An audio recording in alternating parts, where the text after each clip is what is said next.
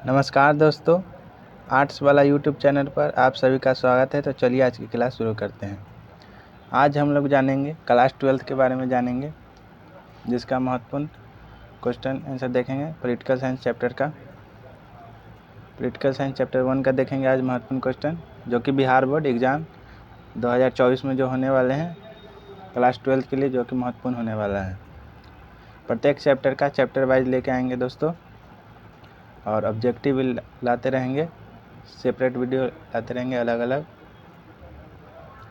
Exam point of view से जो भी क्वेश्चन महत्वपूर्ण है उसको विश्लेषण करेंगे, देखेंगे चैप्टर वाइज, या जो इम्पोर्टेंट क्वेश्चन है उसको भी देखेंगे। तो चलिए आज की क्लास शुरू करते हैं। आज देखेंगे political science class 12th chapter number 1 है।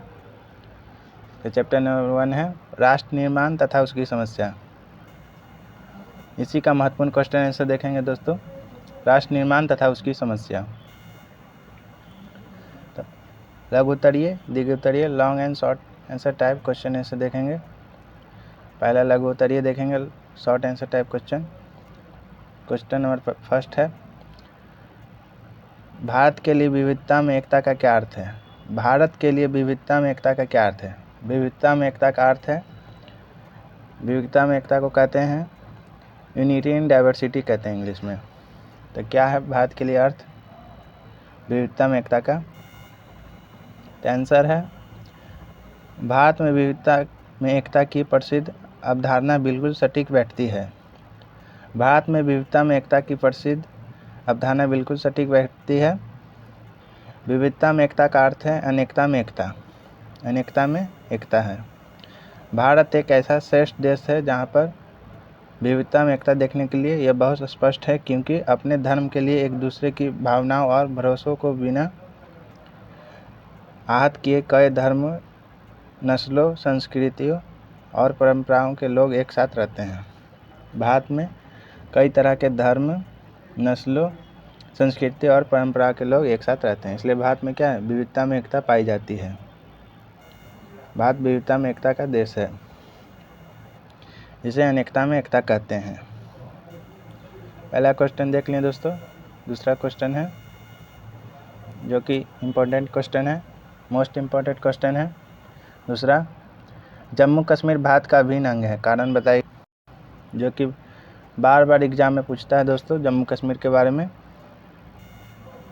जम्मू कश्मीर भारत का अभिन्न अंग है, कारण बताइए। तो आंसर है, भारत स्वतंत्रता अधिनियम 1947 1947 के अंतर्गत रियासत का राजा विलय पत्र पर हस्ताक्षर करके अपनी रियासत को भारत संघ में मिला सकता था। भारत संघ में मिला सकता था। राजा हरि सिंह ने ऐसा किया। 1997 ईस्वी में जम्मू कश्मीर का संविधान लागू हो गया, जिसमें उसे भारत का अभिन्न अंग घोषित किया गया। 1997 ईस्वी में जम्मू कश्मीर का संविधान लागू हो गया, जिसमें कहा गया कि भारत का यह अभिन्न अंग हो गया जम्मू कश्मीर। लेकिन भारतीय संसद ने 5 अगस्त 2019 को जम्मू कश्मीर को प्राप्त विशेष दर्जा समाप्त कर दिया। जो 5 अगस्त 2019 को भारतीय संसद में जम्मू कश्मीर को प्राप्त विशेष दर्जा था, विशेष राज्य का दर्जा था, उसे समाप्त कर दिया गया। जम्मू कश्मीर से अलग लद्दाख को भी अलग करके केंद्र शासित प्रदेश का दर्जा मिला। जम्मू कश्मीर और लद्दाख ये दोनों अब केंद्र शासित प्रदेश बन गए हैं, यूनियन टेरिटोरीज बन गए हैं स्टेट से। पहले जम्मू कश्मीर और लद्दाख एक ही में था, इसलिए जम्मू कश्मीर से लद्दाख को भी अलग कर दिया गया है। यह दोनों केंद्र शासित प्रदेश बन गए हैं। नेक्स्ट क्वेश्चन देखते हैं दोस्तों, शिमला समझौता क्या है? यह भी इम्पोर्टेंट क्वेश्चन है दोस्तों। शिमला समझौता VVI है। आंसर है, दिसंबर 1971 ईस्वी में पाकिस्तान ने भारत पर आक्रमण किया, जिसमें उसे करारी पराजय का मुँह देखना पड़ा, मतलब हार का मुँह देखना पड़ा पाकिस्तान को। 1965 और 1971 में भी भारत से लड़ा था, जिसमें दोनों में से करारी हार देखने को मिला। बांग्लादेश में हमारी सेनाओं ने पाकिस्तान की सेनाओं को हराकर उसे शेख मुजीबुर रहमान को सौंप दिया। बांग्लादेश में हमारी सेनाओं ने पाकिस्तानी सेनाओं को हराकर उसे शेख मुजीबुर रहमान को सौंप दिया। तथा पाकिस्तानी सैनिकों को बंदी बना लिया। शिमला समझौता कब हुआ था? तो 3 जुलाई 1972 ईस्वी को हुआ था, जो कि इम्पोर्टेंट डेट भी है दोस्तों। डेट तिथि पूछी जाती है कि कब हुआ था, तो 3 जुलाई 1972 ईस्वी को हुआ था। किनके बीच में हुआ था?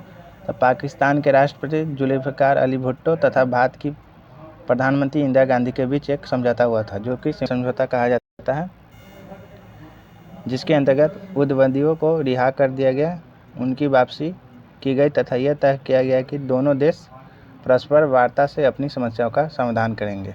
यानी दोनों देश अपने बातचीत से अपने समस्याओं का समाधान करेंगे, ना कि लड़ाई करेंगे। शिमला समझौता का यह मामला था।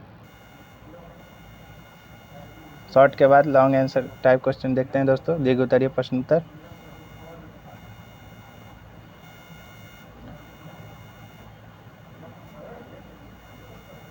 पहला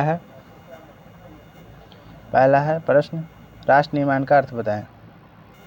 राष्ट्र निर्माण का अर्थ बताएं। आंसर है, राष्ट्र निर्माण 2 शब्दों से मिलकर बना है, राष्ट्र और निर्माण, जिसमें राष्ट्र का अर्थ होता है देश और निर्माण का अर्थ होता है रचना करना। राष्ट्र का अर्थ होता है देश और निर्माण का अर्थ होता है रचना करना या बनाना। राष्ट्र निर्माण करना यानी कि किसी भी देश को विकसित करने के लिए जरूरी कदम उठाना और देश की संस्कृति तथा सभ्यताओं को विश्व स्तर पर पहचान दिलाना, यह राष्ट्र निर्माण कहलाता है।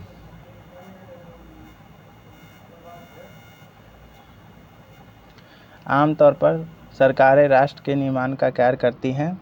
सरकार राष्ट्र का निर्माण करती है, राष्ट्र निर्माण का कार्य करती हैं, पर देश में रह रहे लोगों द्वारा भी राष्ट्र निर्माण में सहयोग किए जाते हैं।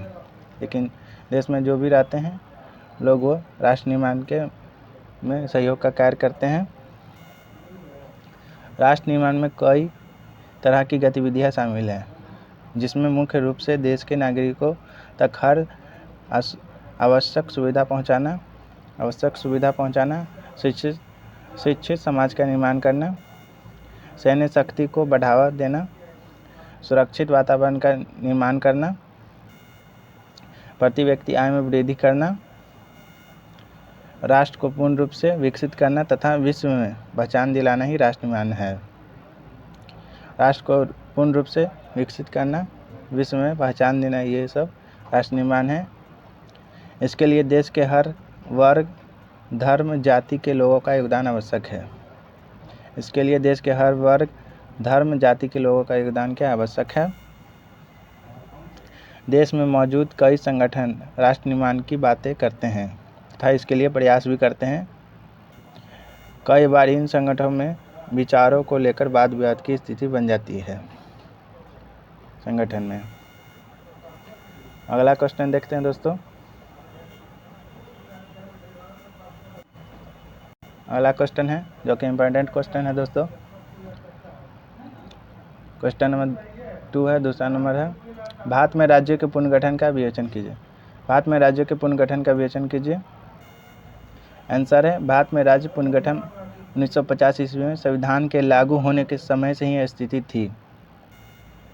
संविधान के लागू होने से यह स्थिति थी।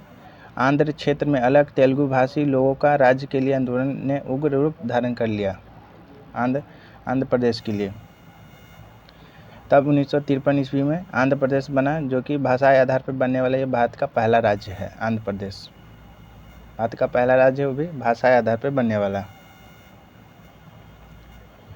अब भारत सरकार ने न्यायमूर्ति फजल अली की अध्यक्षता में राज्य पुनर्गठन आयोग, न्यायमूर्ति फजल अली की अध्यक्षता में राज्य पुनर्गठन आयोग, स्टेट रीऑर्गेनाइजेशन कमीशन का गठन किया, जिसने 1955 ईस्वी में अपनी रिपोर्ट प्रस्तुत की। राज्य पुनर्गठन आयोग, इसमें सिफारिश की गई कि भाषाई आधार पर 16 राज्य, 16 स्टेट तथा 3 क्षेत्रों का केंद्रशासित क्षेत्र बनाया जाएगा। 16 राज्य और 3 केंद्रशासित क्षेत्र बनाया जाएगा। फलतः 1956 ईस्वी में राज्य पुनर्गठन अधिनियम, स्टेट रीऑर्गेनाइजेशन एक्ट लागू हो गया। पहले आयोग बना, फिर उसके बाद राज्य पुनर्गठन अधिनियम यानी स्टेट रीऑर्गेनाइजेशन एक्ट लागू हो गया, जिसने यह स्थिति स्थापित की कि संविधान के अनुच्छेद 3 के अनुसार भारत सरकार राज्यों का पुनर्गठन कर सकती है तथा किसी राज्य का नाम भी बदल सकती है।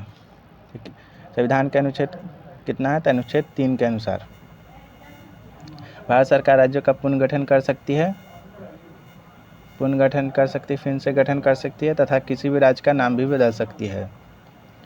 यह सब अनुच्छेद 3 के अनुसार है।